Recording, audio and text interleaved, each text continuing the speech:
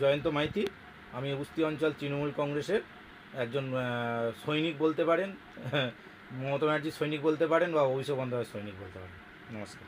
এটা তো বিজেপির ট্র্যাডিশান, প্রতিটা ভোট এলেই ইডি সিবিআই হঠাৎ করে জেগে ওঠে, বিভিন্ন রকম দুর্নীতির নিয়ে তৃণমূল কংগ্রেসের নেতা কর্মীদের উপরে কী বলে দুর্নীতি হয়েছে হয়েছে বলে। এ তো আমরা সেই 2011 সাল থেকে দেখে আসছি।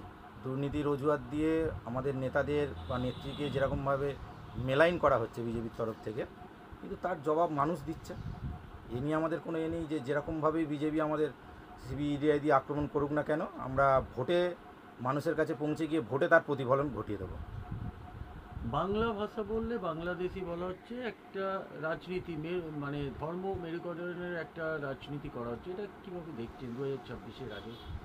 দেখুন, যত বাংলাকে যত আক্রমণ করবে বিজেপি তত পেছাবে। বাংলা ভাষা বলে যে এই আজকেই তো দেখলাম পেপারে দিয়েছে, সুপ্রিম কোর্ট কেন্দ্রের কাছে জানতে চেয়েছে যে বাংলা ভাষা বললেই যে বাংলাদেশি, আপনাদের ওপিনিয়ন দিন। মনে হয় না ওরা যত এরকম অপমান করতে থাকবে বাংলা ভাষা বলে বাংলাদেশিদের, প্রধানমন্ত্রী নিজেই তো এলেন, তো এমনই আমাদের আর কি নেত্রী বাংলা ভাষাটাকে এমন বাংলা ভাষা আন্দোলন বলে যে আর কি 21শে জুলাইয়ের মঞ্চ থেকে যেরকম ডাক দিলেন, সেখানে তো প্রধানমন্ত্রী নিজে চাপে পড়ে এসে বাংলা ভাষাই তো বলতে হলো।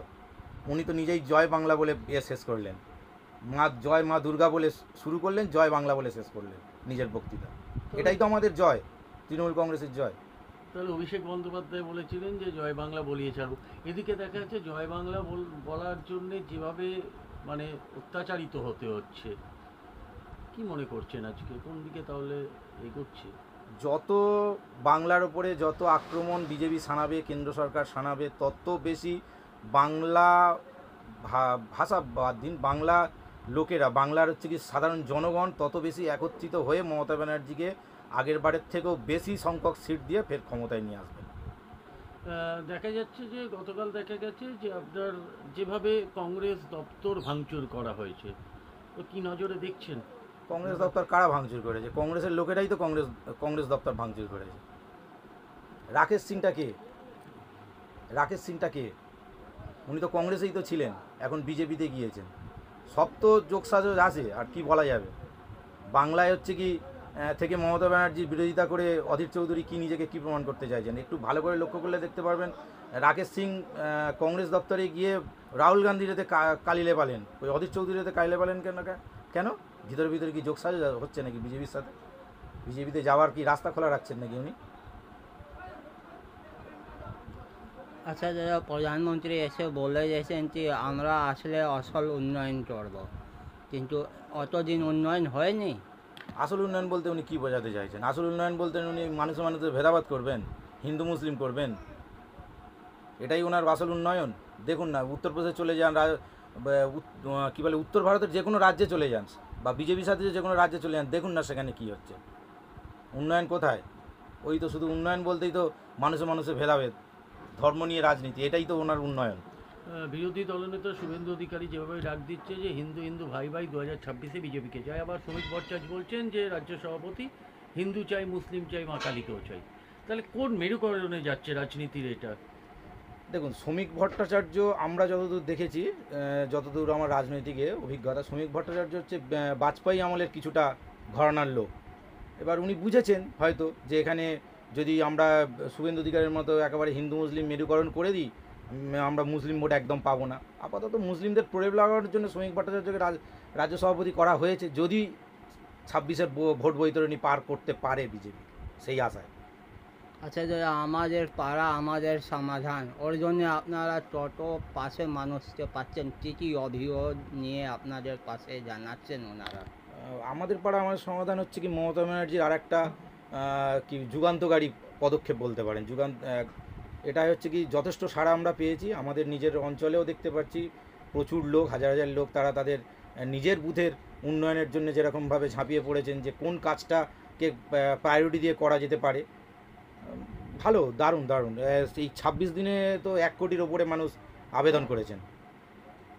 আচ্ছা স্যার, এনআরসি নিয়ে যেভাবে 26-এর আগে যেভাবে নাড়াচাড়া দিয়ে উঠেছে, মানুষ ভয়ে বিতস্ত হয়ে গেছে, আপনারা তৃণমূল কংগ্রেসের সৈনিক হিসেবে কি করে বোঝাচ্ছেন তাদেরকে মানুষের পাশে গিয়ে? দেখুন, মমতা ব্যানার্জি অভয় দিয়েছেন, তার সঙ্গে আমাদের সেনাপতি অভিষেক ব্যানার্জিও অভয় দিয়েছেন যে বাংলার যদি একটা ভোটার যদি বাদ যায় তার জন্য আমরা দিল্লি গিয়ে আন্দোলন করব, 1 লক্ষ লোক নিয়ে গিয়ে নির্বাচন কমিশনের অফিস ঘেরাও করব। আমরা তাদের উপর বিশ্বাস রেখে মানুষকে বোঝাচ্ছি যে মমতা ব্যানার্জি, অভিষেক বন্দ্যোপাধ্যায় আপনাদের সঙ্গে আছেন, কোনো চিন্তা নেই। যেটুকুনি কাগজ দেখাবার আপনারা সঠিকভাবে দেখাবেন, বা হচ্ছে কি যারা আসবেন উল্টোপাল্টা আগে জেনে নেবেন তাদের পরিচয় কী। মমতা ব্যানার্জি যেটা বলে দিয়েছেন, হুটার লোককে দেখাবেন না। রাজ্য সরকারি কর্মীরা আসবেন, এসআইআর হোক বা যাই হোক না কেন, রাজ্য নির্বাচন কমিশনের দপ্তর থেকে যেসব লোক আসবেন তাদের সঠিক কাগজ দেখাবেন, বা যদি কোনো অসুবিধা হয় আমাদের নেতৃত্ব আছে বা আমাদের উপরে যারা ব্লক নেতৃত্ব বা রাজনীতি তাদের সাথে যোগাযোগ করবেন। আচ্ছা দাদা, দেখা যাচ্ছে অনেক পঞ্চায়েতে নল আছে, জল নেই, তো এইখানে এই এরিয়াতে কী পজিশন আছে? নল আছে, জল নেই, এরকম তো অন্তত আমার জ্ঞাতার্থে নেই। জানি না বিরোধীদের কি প্রচারে আপনারা কতটা করেছেন। আমাদের এখানে তো জলের কাজ দ্রুত গতিতে এগোচ্ছে, সম্ভবত ডিসেম্বরের মধ্যেই আমাদের এখানে পাইপলাইনের, এটা যেহেতু পাইপলাইন আমাদের এখানে ছিল না, পাইপলাইনের এটা চালু হয়ে যাবে। এমনি আমাদের টিউবওয়েল তো প্রচুর পরিমাণে আছে। 2026 মানুষের কাছে কি আবেদন করবেন আপনারা? 2026 আবেদন করব এটাই, যে মমতা ব্যানার্জির উন্নয়নযোগে আপনারা যেরকমভাবে সামিল হয়েছেন সেইরকমভাবেই থাকুন, আমাদের সঙ্গে থাকুন, তৃণমূল কংগ্রেসের সঙ্গে থাকুন, অভিষেক বন্দ্যোপাধ্যায়ের সঙ্গে থাকুন। 2026 যে উন্নয়ন চলছে, এই উন্নয়নটার ধারাবাহিকতা বজায় রাখার জন্য মমতা ব্যানার্জি এবং অভিষেক বন্দ্যোপাধ্যায়কে ফের আমাদের আনতে হবে। আচ্ছা দাদা, আর একটা প্রশ্ন, এই এরিয়াতে লক্ষ্মী ভাণ্ডার, বৃদ্ধ পেনশন সব কেউ পেয়ে গেছে? হ্যাঁ, পেয়েছে। এবার কিছু কিছু হয়তো আছে, সেটা সরকার আন্তরিকতার সঙ্গে দেখছেন। আশা করি বাদবাকিটা কমপ্লিট হয়ে যাবে।